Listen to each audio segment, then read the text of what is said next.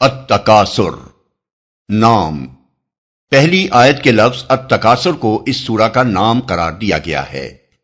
زمانہ نزول۔ ابو حیان اور شوکانی کہتے ہیں کہ یہ تمام مفسرین کے نزدیک مکی ہے، اور امام سیوطی کا قول ہے کہ مشہور ترین بات یہی ہے کہ یہ مکی ہے، لیکن بعض روایات ایسی ہیں جن کی بنا پر اسے مدنی کہا گیا ہے، اور وہ یہ ہیں: ابن ابی حاتم نے ابو بریدہ رضی اللہ عنہ کی روایت نقل کی ہے کہ یہ سورہ انصار کے دو قبیلوں بنی حارثہ اور بنی الحرث کے بارے میں نازل ہوئی۔ دونوں قبیلوں نے ایک دوسرے کے مقابلے میں پہلے اپنے زندہ آدمیوں کے مفاخر بیان کیے، پھر قبرستان جا کر اپنے اپنے مرے ہوئے لوگوں کے مفاخر پیش کیے۔ اس پر یہ ارشاد الہی نازل ہوا کہ الہاکم التکاثر، لیکن شان نزول کے بارے میں صحابہ و تابعین کا جو طریقہ تھا اس کو اگر نگاہ میں رکھا جائے تو یہ روایت اس امر کی دلیل نہیں ہے کہ سورہ تکاثر اسی موقع پر نازل ہوئی تھی، بلکہ اس سے مراد یہ ہے کہ ان دونوں قبیلوں کے اس فعل پر یہ سورہ چسپاں ہوتی ہے۔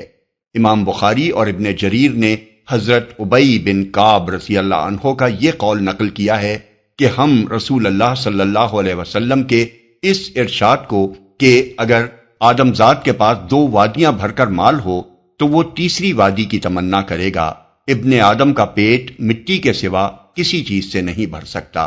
قرآن میں سے سمجھتے تھے، یہاں تک کہ الہاکم التکاثر نازل ہوئی۔ اس حدیث کو سورہ تکاثر کے مدنی ہونے کی دلیل اس بنا پر قرار دیا گیا ہے کہ حضرت ابی مدینے میں مسلمان ہوئے تھے، مگر حضرت ابی کے اس بیان سے یہ بات واضح نہیں ہوتی کہ صحابہ کرام کس معنی میں حضور صلی اللہ علیہ وسلم کے اس ارشاد کو قرآن میں سے سمجھتے تھے۔ اگر اس کا مطلب یہ ہو کہ وہ اسے قرآن کی ایک آیت سمجھتے تھے تو یہ بات ماننے کے لائق نہیں ہے، کیونکہ صحابہ کی عظیم اکثریت ان اصحاب پر مشتمل تھی جو قرآن کے حرف حرف سے واقف تھے۔ ان کو یہ غلط فہمی کیسے لاحق ہو سکتی تھی کہ یہ حدیث قرآن کی ایک آیت ہے؟ اور اگر قرآن میں سے ہونے کا مطلب قرآن سے ماخوذ ہونا لیا جائے تو اس روایت کا مطلب یہ بھی ہو سکتا ہے کہ مدینہ طیبہ میں جو اصحاب داخل اسلام ہوئے تھے، انہوں نے جب پہلی مرتبہ حضور صلی اللہ علیہ وسلم کی زبان مبارک سے یہ سورہ سنی تو انہوں نے یہ سمجھا کہ یہ ابھی نازل ہوئی ہے، اور پھر حضور صلی اللہ علیہ وسلم کے مذکورہ بالا ارشاد کے متعلق ان کو یہ خیال ہوا کہ وہ اسی سورہ سے ماخوذ ہے۔ ابن جریر، ترمذی اور ابن المنذر وغیرہ محدثین نے حضرت علی رضی اللہ عنہ کا یہ قول نقل کیا ہے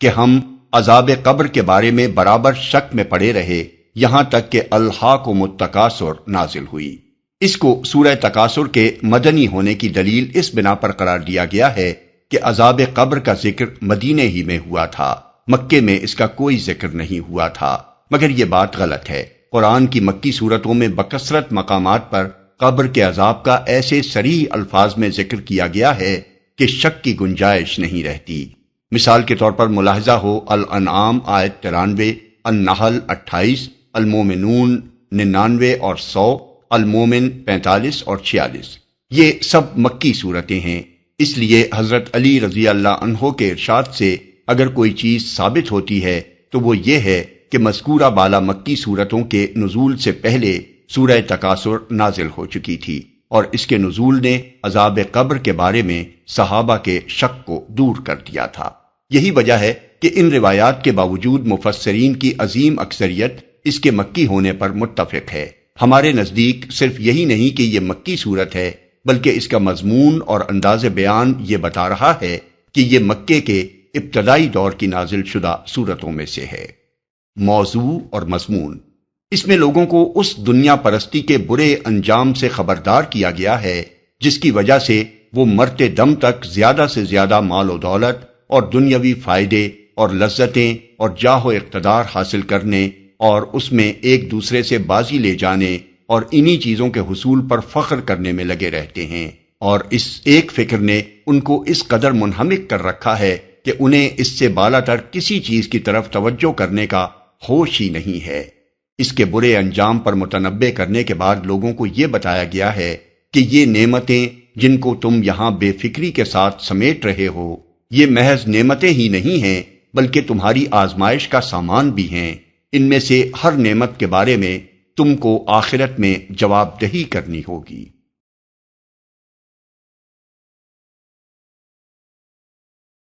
اعوذ باللہ من الشیطان الرجیم، بسم اللہ الرحمن الرحیم۔ الہاکم التکاثر حتی زرتم المقابر۔ تم لوگوں کو زیادہ سے زیادہ اور ایک دوسرے سے بڑھ کر دنیا حاصل کرنے کی دھن نے غفلت میں ڈال رکھا ہے، یہاں تک کہ اسی فکر میں تم لبے گور تک پہنچ جاتے ہو۔ غفلت میں ڈال رکھا ہے، اصل میں الہاکم التکاثر فرمایا گیا ہے، جس کے معنی میں اتنی وسعت ہے کہ ایک پوری عبارت میں بمشکل اس کو ادا کیا جا سکتا ہے۔ الہاکم لفظ سے ہے جس کے اصل معنی غفلت کے ہیں، لیکن عربی زبان میں یہ لفظ ہر اس شغل کے لیے بولا جاتا ہے جس سے آدمی کی دلچسپی اتنی بڑھ جائے کہ وہ اس میں منہمک ہو کر دوسری اہم تر چیزوں سے غافل ہو جائے۔ اس مادے سے جب الہاکم کا لفظ بولا جائے گا تو اس کا مطلب یہ ہوگا کہ کسی لفظ نے تم کو اپنے اندر ایسا مشغول کر لیا ہے کہ تمہیں کسی اور چیز کا جو اس سے اہم تر ہے ہوش باقی نہیں رہا ہے، اسی کی دھن تم پر سوار ہے، اسی کی فکر میں تم لگے ہوئے ہو، اور اس انہماک نے تم کو بالکل غافل کر دیا ہے۔ تکاثر کثرت سے ہے اور اس کے تین معنی ہیں، ایک یہ کہ آدمی زیادہ سے زیادہ کثرت حاصل کرنے کی کوشش کرے، دوسرے یہ کہ لوگ کثرت کے حصول میں ایک دوسرے سے بڑھ جانے کی کوشش کریں، تیسرے یہ کہ لوگ ایک دوسرے کے مقابلے میں اس بات پر فخر جتائیں کہ انہیں دوسروں سے زیادہ کثرت حاصل ہے۔ بس الہاکم التکاثر کے معنی ہوئے تکاثر نے تمہیں اپنے اندر ایسا مشغول کر لیا ہے کہ اس کی دھن نے تمہیں اس سے اہم تر چیزوں سے غافل کر دیا ہے۔ اس فقرے میں یہ تصریح نہیں کی گئی ہے کہ تکاثر میں کس چیز کی کثرت اور الہاکم میں کس چیز سے غافل ہو جانا مراد ہے، اور الہاکم یعنی تم کو غافل کر دیا ہے کہ مخاطب کون لوگ ہیں۔ اس عدم تصریح کی وجہ سے ان الفاظ کا اطلاق اپنے وسیع ترین مفہوم پر ہو جاتا ہے۔ تکاثر کے معنی محدود نہیں رہتے، بلکہ دنیا کے تمام فوائد و منافع، سامان عیش،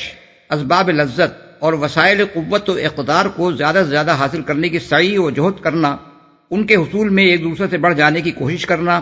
اور ایک دوسرے کے مقابلے میں ان کی کثرت پر فخر جتانا اس کے مفہوم میں شامل ہو جاتا ہے۔ اسی طرح الہاکم کے مخاطب بھی محدود نہیں رہتے، بلکہ ہر زمانے کے لوگ اپنی انفرادی حیثیت سے بھی اور اجتماعی حیثیت سے بھی اس کے مخاطب ہو جاتے ہیں۔ اس کا مطلب یہ ہو جاتا ہے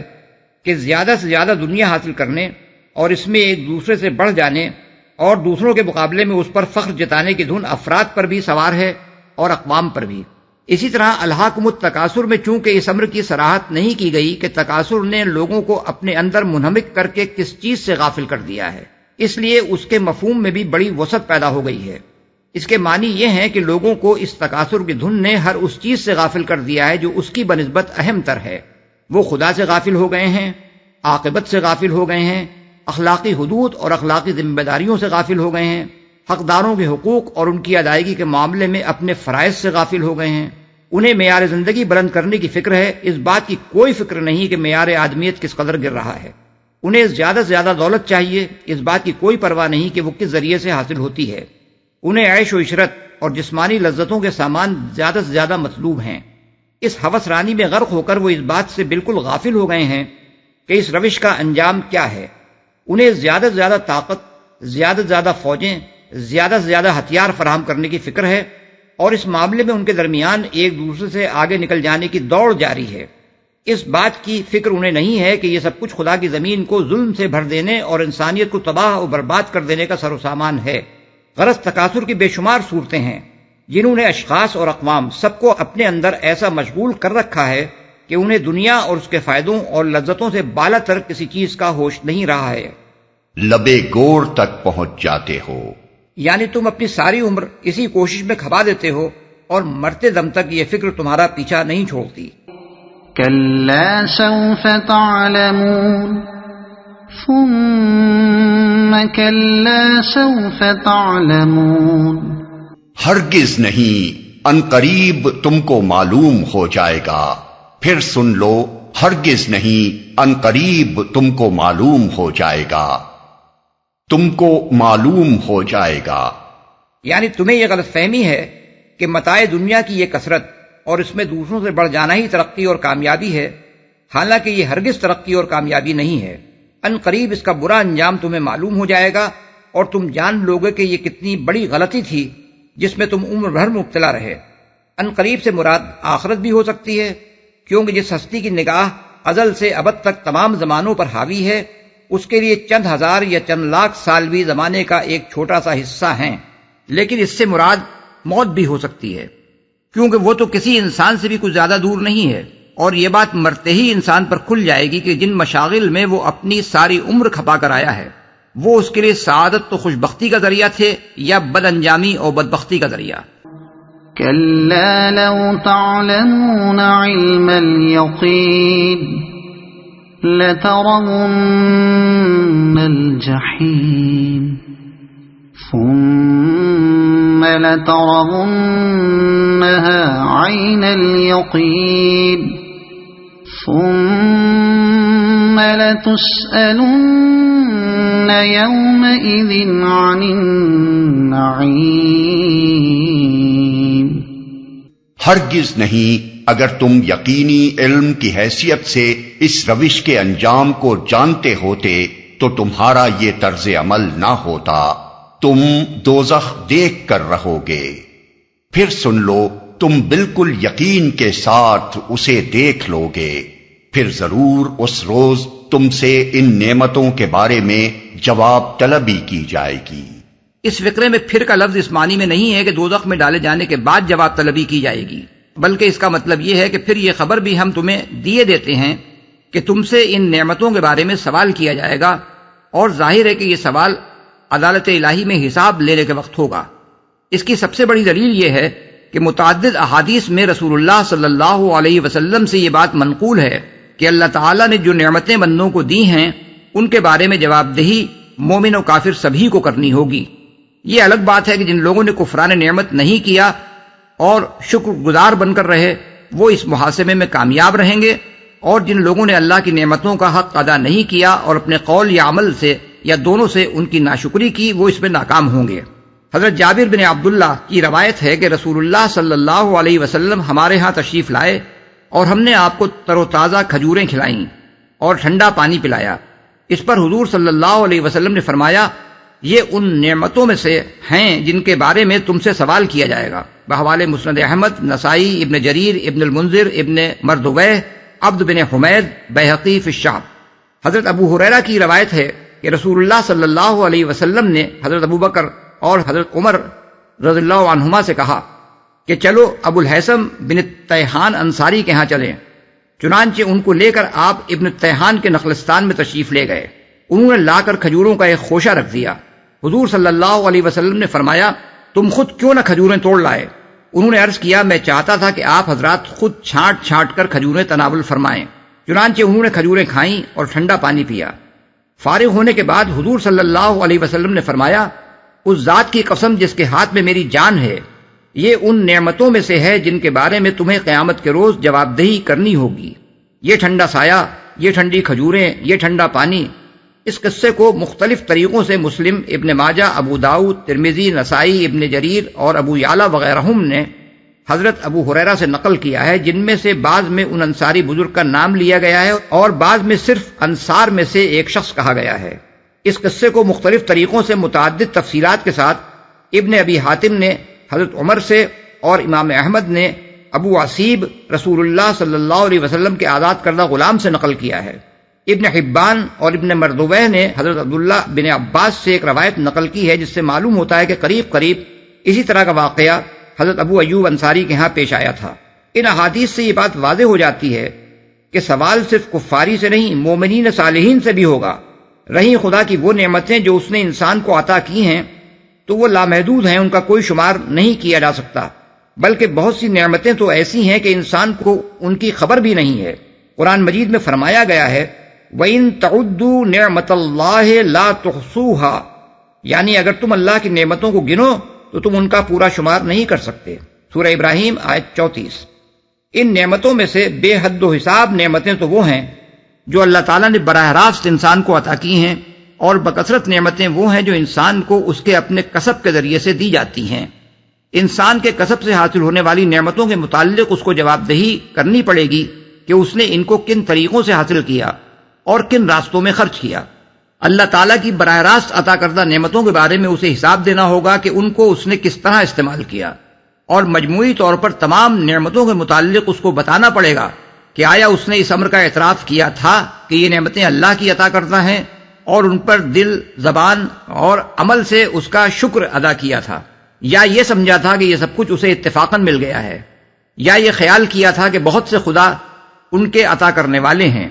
یا یہ عقیدہ رکھا تھا کہ یہ ہیں تو خدا ہی کی نعمتیں مگر ان کے عطا کرنے میں بہت سی دوسری ہستیوں کا بھی دخل ہے، اور اس بنا پر انہیں معبود ٹھہرا لیا تھا اور انہی کے شکریہ ادا کیے تھے۔